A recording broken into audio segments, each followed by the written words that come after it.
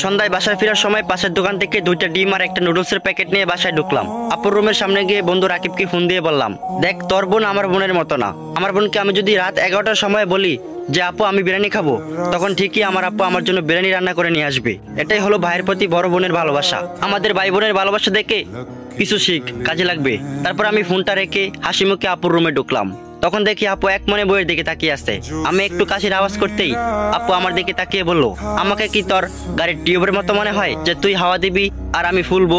কয়েকদিন পর আমার পরীক্ষা, এখন আমার চোখের সামনে থেকে যা, আমি কোনো নুডলস রাঁধতে পারবো না। আমি তখন নুডলস আর ডিমগুলো আপুর বিছানায় রেখে বললাম, আমার ফ্রেশ হতে 10 মিনিট সময় লাগবে, ততক্ষণে আশা করি হয়ে যাবে। আপু তখন চিৎকার করে বলল, বান্দর, আমি বলছি না আমি পারবো না। আমি আর কিছু না বলে আপুর রুম থেকে সরাসরি চলে আসলাম।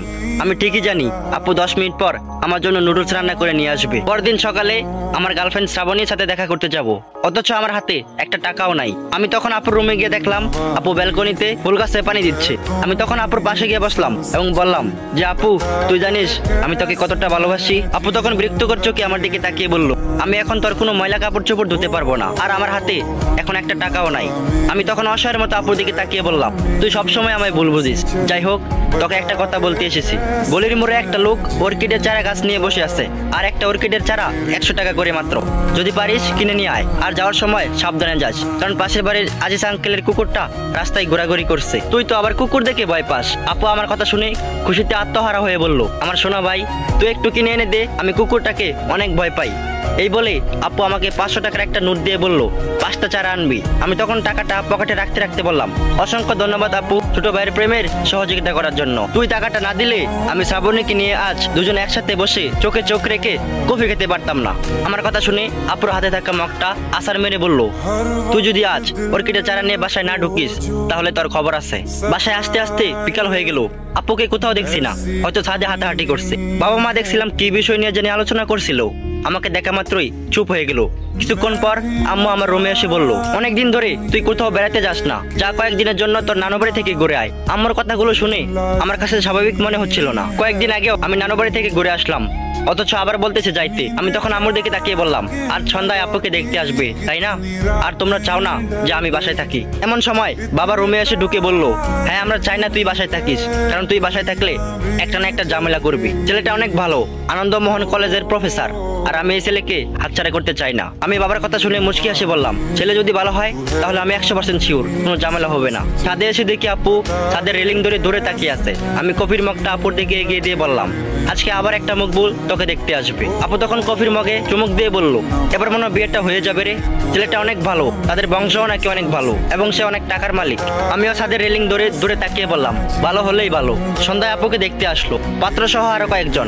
আপুকে দেখেই পাত্রের ছোট বোন মন্তব্য করলো, মেয়েটা দেখতে সুন্দর কিন্তু নাকটা একটু বোচা। এই কথাটা শুনে আমার মেজাজটা খারাপ হয়ে গেল। আব্বু হাসি মুখে তাদের সাথে কথা বলছে আর আমার দিকে মাঝে মাঝে তাকিয়ে দেখছে। পাত্রের বড় বোন বলল, তুমি অত্যাধিক ফর্সা, আর অধিক ফর্সা মেয়েদের দেখলে মনে হয় তার রক্ত শূন্যতায় ভুগছে। আমি তখন কিছু বলতে যাব, তখন খেয়াল করে দেখলাম আম্মু আমার হাত শক্ত করে চেপে ধরে রেখেছে। ছেলের মা তখন বলল, মেয়ে আমাদের পছন্দ হয়েছে। তখন বাবা ও মা খুশিতে বলল, আলহামদুলিল্লাহ। এমন সময় ছেলে বাবা বলল, আমাদের কোনো ডিমান্ড নেই, আল্লাহ আমাদের অনেক দিয়েছে। তবে শুনেছি চরপাড়াতে আপনারা নাকি একটা 4তলা বাসা তৈরি করেছেন, সেখান থেকে একটা ফ্ল্যাট ছেলেকে উপহার হিসেবে দিয়ে দিলেন, আর নতুন একটা ফ্ল্যাট সাজাতে যেসব আসবাবপত্র লাগবে এগুলো দিয়ে দিলেন আর কি। এগুলোকে আবার যৌতুক মনে করেন না যে, কারণ এইগুলোতে তো আপনার মেয়েই থাকবে না। এসব কথা শুনে আর চুপ করে থাকা যায় না। আমি তখন হাসতে হাসতে বললাম, হ্যাঁ অবশ্যই দিব, তবে আমাদের কিছু আবদার আছে। ছেলের বাবা তখন অবাক হয়ে বলল, কি আবদার? আমি তখন ছেলের বাবাকে বললাম, আমার বোনের পায়ের নুপুর থেকে মাথার টিকলি পর্যন্ত সবকিছু হীরার হতে হবে, এবং যে ফ্ল্যাটে আমি আমার বোনকে দিব ওই ফ্ল্যাটে শুধু আমার বোন এবং তার হাজবেন্ড থাকতে পারবে, অন্য কেউ থাকতে পারবে না। এবং নির্দিষ্ট একটা সময়ে আপনি এবং আপনার স্ত্রী নিজেদের ইচ্ছায় বৃদ্ধাশ্রমে চলে যাবেন, কারণ আপনাদের সেবা আমার বোন করতে পারবে না। আমার মুখের কথা শুনে পাত্র রেগে গিয়ে বলল, তুমি কি আমাদের অপমান করছো নাকি? আমি তখন মুচকি হাসি বললাম, যাদের কোনো মান সম্মানই নেই তাদের আবার অপমান কিভাবে করে? আপনাদের মতো কিছু ছোট লোক আছে যারা বিয়ের নামে মেয়েদের বাড়িতে গিয়ে ভিক্ষা করে। পাত্রী ছোট ছোট বোনের দিকে তাকিয়ে বললাম, আয়নায় আগে নিজের নাকটা দেখে তারপরে অন্যজনের নাক নিয়ে মন্তব্য করবেন।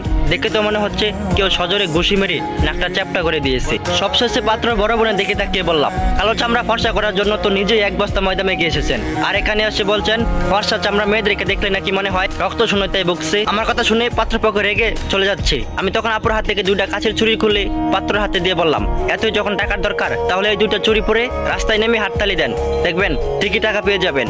রাত 11টার পর বাবা আমাকে অনেক বকাঝকা করে বলল আমার জন্য নাকি আমার বোনকে বিয়ে দিতে পারবে না। আমি তখন বাবাকে বললাম যে বাবা, শিক্ষিত এবং ভালো জব করলেই মানুষ ভালো হয় না। বাবা হিসাবে তোমার যতটা দায়িত্ব আছে ঠিক ততটাই ভাই হিসাবে আমারও দায়িত্ব আছে আমার বোনকে সুখে রাখার। কোনো ছোট লোকের কাছে বিয়ে দিয়ে আমি আমার বোনকে কষ্ট পেতে দেব না। আমি চাই আমার বোনকে এমন একজন বিয়ে করুক যে আমার বোনকে সম্মান করবে, আমার বোনের চোখের জল ফুটে নামার আগেই মুছে দেবে। যতদিন পর্যন্ত ওই রকম ছেলে পাবো না ততদিন পর্যন্ত আমি আমার বোনকে মাথায় তুলে রাখবো। বাবার রুম থেকে বের হয়ে দেখি আপু দরজার আড়ালে দাঁড়িয়ে কান্না করছে। আমি তখন ফোনটা বের করে রাকিবকে ফোন দিয়ে বললাম, আমার বোন তোর বোনের মতো না, আমার এখন বিরিয়ানি খেতে ইচ্ছে করছে। আমি এখন বললে আপু আমার জন্য বিরিয়ানি রান্না করে নিয়ে আসবে। আপু চোখের জল মুছতে মুছতে বলল, কুত্তা আমি পারবো না এত রাতে বিরিয়ানি রান্না করতে। আমি কিছু না বলে মুচকি আসে আমার রুমে চলে আসলাম।